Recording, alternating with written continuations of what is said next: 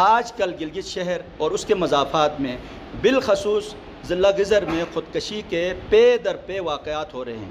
ان واقعات کے تناظر میں کئی باتیں، نصیحتیں روز ہم پڑھتے ہیں، سنتے ہیں، مگر نوجوان نسل اس حرام موت کو قبول کرنے کی طرف راغب ہے۔ آخر اس کے اسباب کیا ہیں؟ ٹاپک کیا ہے؟ اللہ سے کیا ہوا وعدہ، ٹھیک، اور جان کی حفاظت، اولاد کی قتل سے پیچھے ہٹنا۔ ظاہر ہے کسی مسئلے پر بات کرنے سے پہلے مقامی لوگوں کی ترجیحات معلوم کرنا، بات کرنا، مشورہ کرنا بہت ضروری ہے۔ لفظ مشورہ کرنا کو بنیاد بنا کر ہم خودکشی کی اس موجودہ لہر پر قابو پا سکتے ہیں۔ اس حوالے سے میرے ساتھ پیش آنے والے 2 واقعات کا حوالہ دیتے ہوئے آپ سے گزارش ہے کہ آپ تھوڑا سا وقت نکال کر اس سیلاب کے بارے میں سوچئے جو حسب نسب، قوم، قبیلہ، مذہب، مسلک، امیر غریب دیکھے بغیر سب کو بہا کے لے جائے گا۔ وہ سیلاب سوشل میڈیا کے ذریعے گلگت کے بالائی علاقوں سے روانہ ہو چکا ہے۔ پہلا واقعہ، ایک دن میں گاؤں کے چوپال میں بیٹھا ہوا تھا، ایک نوجوان آیا، سلام دعا کے بعد عشق و محبت سے متعلق لہک لہک کر باتیں کرنے لگا، پھر آہستہ آہستہ شادی پر اپنی تقریر کو ختم کیا۔ اسی دوران میں نے محسوس کیا وہ شدت کے ساتھ کسی کے وجود میں پیوست ہو چکا ہے۔ اب وہاں سے نکلنے کے لیے اسے کوئی اور راستہ دکھائی نہیں دیتا۔ میرے سامنے 2 راستے تھے۔ پہلا راستہ ان سے بحث کرنا، دوسرا راستہ ان سے مشورہ کرنا۔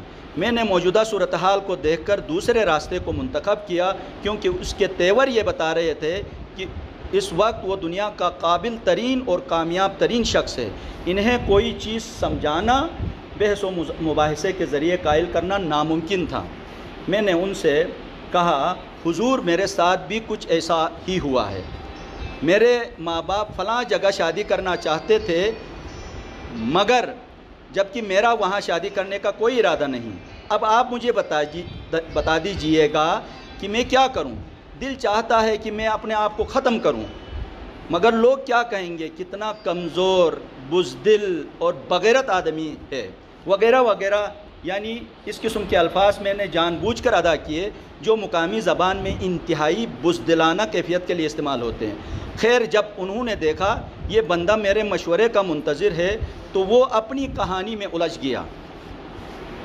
اب اس کے لاشعور میں اپنی کہانی کے کرداروں کے ساتھ جو نفرت و محبت تھی وہ میری کہانی کا سہارا لے کر سامنے لاتے رہے، اور کافی دیر تک وہ ان غیر مرئی کرداروں کے ساتھ لڑتے جھگڑتے رہے، اور میں خاموشی کے ساتھ انہیں سنتا رہا۔ یعنی مجھے سمجھاتے رہے کہ آپ ان کرداروں کے ساتھ ایسا کریں ویسا کریں۔ ظاہر ہے ان مشوروں کے پس منظر میں ہم اس بات کی کھوج لگا رہے تھے کہ ان کا ارادہ کیا ہے، ان کا منصوبہ کیا ہے۔ آیا وہ ان کرداروں کو نقصان پہنچانا چاہتے ہیں یا اپنے آپ کو؟ اسی کشمکش میں کوئی آدھا گھنٹہ گزر گیا، پھر کہنے لگے کہ دنیا بڑی ظالم ہے، میرے اور آپ کے پاس اتنے وسائل نہیں کہ ہم ان کرداروں کا مقابلہ کریں، بہتر یہی ہے ہم اس دنیا کو ہی خیر بات کہتے ہیں۔ جب انہوں نے مشورے کی آڑ میں اپنا منصوبہ بتا دیا تو میں سمجھ گیا کہ یہ نوجوان خودکشی کا ارادہ کر چکے ہیں۔ یعنی وہ دوسروں کو نقصان پہنچانے کی پوزیشن میں نہیں ہے، بلکہ اپنے آپ کو نقصان پہنچانا چاہتے ہیں۔ اس لیے میں نے فوری طور پر ان سے اگلا مشورہ مانگا، بھائی صاحب یہ بات تو آپ کی صحیح ہے کہ ہم اس دنیا کو چھوڑتے ہیں، لیکن مجھے یہ تو بتا دیں کہ اسے چھوڑنے کے بعد ہمارا انجام کیا ہوگا، ہم کہاں رہیں گے، ہمارا ارد گرد کا ماحول کیسا ہوگا، وہاں بھی اس قسم کے لوگوں کا سامنا رہے گا تو پھر ہم کہاں جائیں گے؟ اب تو گھبرا کے لوگ کہتے ہیں کہ مر جائیں گے، مر کے بھی چین نہ پائے تو کدھر جائیں گے؟ تو جب اس دنیا کو چھوڑ جائیں گے تو جس سے ہم محبت کرتے ہیں اس کا کیا بنے گا؟ اگر کوئی ظالم شخص میری محبوبہ کا شوہر بنے گا تو وہ روزانہ اس کی پٹائی کرے گا۔ دیکھیں یہاں محبوب سے مراد یعنی جو ہمارے معاشرے میں رائج ہے وہ مراد نہیں ہے، یعنی جو ہم عشق حقیقی کی طرف جاتے ہیں، اپنے رب کے ساتھ لو لگاتے ہیں، رسول اللہ صلی اللہ علیہ وسلم سے محبت کرتے ہیں، ان کے مشن سے محبت کرتے ہیں، تو ہمارے لاشعور میں محبوب سے مراد یہ ہوتا ہے۔ اچھا، پٹائی کرے گا یعنی ان جو واضح احکامات کا کھلے عام مذاق اڑائے گا تو اس سے بڑی توہین ہے. تو اس لیے پس منظر میں آپ یہ ذہن میں رکھیے گا، جب میں نے انہیں مایوسی، نا امیدی، بزدلی کی دنیا سے نکال کر محبوبہ کی دنیا میں لے گیا تو وہ یکدم ہیرو کے کردار میں آ گیا. کہنے لگے ہاں اس حوالے سے میں نے سوچا نہیں تھا.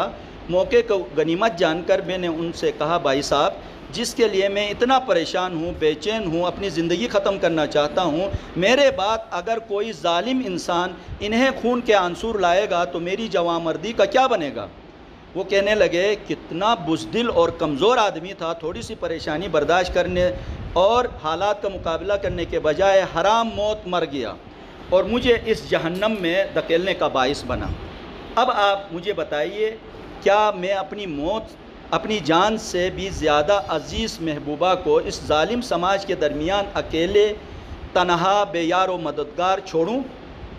اگر بالفرض میں نے ایسا کیا تو اس کا کیا بنے گا؟ کچھ دیر سوچنے کے بعد وہ کہنے لگے ہاں آپ صحیح کہہ رہے ہیں، اب ہمیں کوئی ایسا منصوبہ بنانا چاہیے جس کی وجہ سے انہیں تحفظ ملے، انہیں خون کے عنصر ہونا نہ پڑے.